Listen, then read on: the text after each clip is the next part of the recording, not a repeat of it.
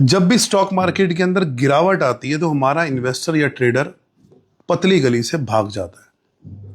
ये वैसे फितरत है, 30 साल से यही देखता हुआ आया हूं। ये भी नहीं समझ में आता कि क्यों ऐसा करता है। हाई रेट पे तो आपको वो स्टॉक अच्छे लगते हैं, यानी कि 2000-3000 के रेटों पे।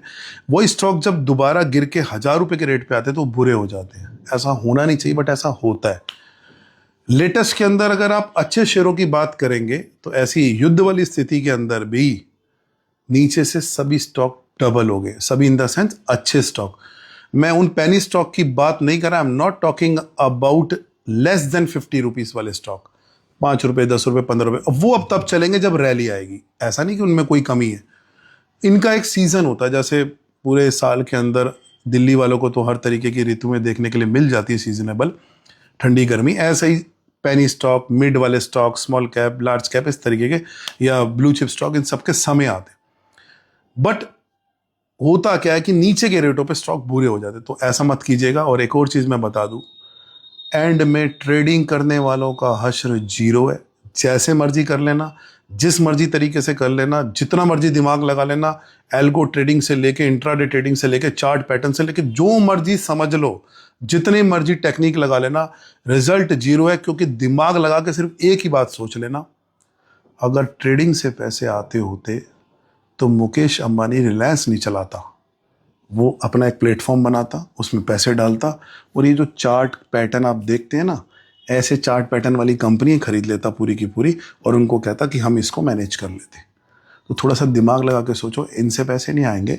अच्छी कंपनी के अंदर इन्वेस्टमेंट करो, थोड़ी सी लॉन्ग टर्म के लिए करो, टिक के बैठना पड़ेगा। कभी कभार बाजार में 1-2 साल के लिए नेगेटिविटी का माहौल हो जाता है। उसका रिजल्ट ऐसा नहीं कि हमेशा बेकार निकलेगा, क्योंकि जब भी नेगेटिविटी का माहौल होता है तो एलआईसी अपना माल नहीं बेचती, म्यूचुअल फंड अपना माल नहीं बेचते, वो तो और बाइंग करते हैं। माल बेचते हो आप लोग, तो टिक के बैठना है। वैसे 1 लाख चैनल हैं ट्रेडिंग के, आप उनको फॉलो कीजिए, आपको आनंद भी पूरा मिलेगा उसके अंदर। कभी 2 पैसे आएंगे, कभी 2 पैसे जाएंगे, कभी 2 पैसे आएंगे, कभी 4 पैसे जाएंगे, लेकिन एंड में रिजल्ट जीरो। लेकिन MIB 2.0 को अगर ज्वाइन करना चाहते हैं तो हमारी मेल आईडी के ऊपर enquiry.mehtaisback@gmail.com के ऊपर, जो आ भी रही होगी लिखी हुई, वो लोग ज्वाइन कर सकते हैं। बट फीस वर्ल्ड में सबसे कॉस्टली है, क्योंकि MIB का जो हमारा ये प्लेटफॉर्म है, ये वर्ल्ड की सबसे महंगी एजुकेशनल कंसल्टेंसी है।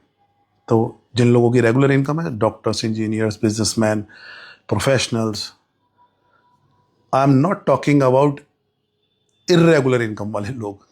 क्योंकि होता क्या है, वो फिर कम पैसे लेके आते हैं ब्याज पे इधर से, तो जैसी बाजार में गिरावट आती है, एग्जिट, वहाँ उनको लॉस बुक करना पड़ता है।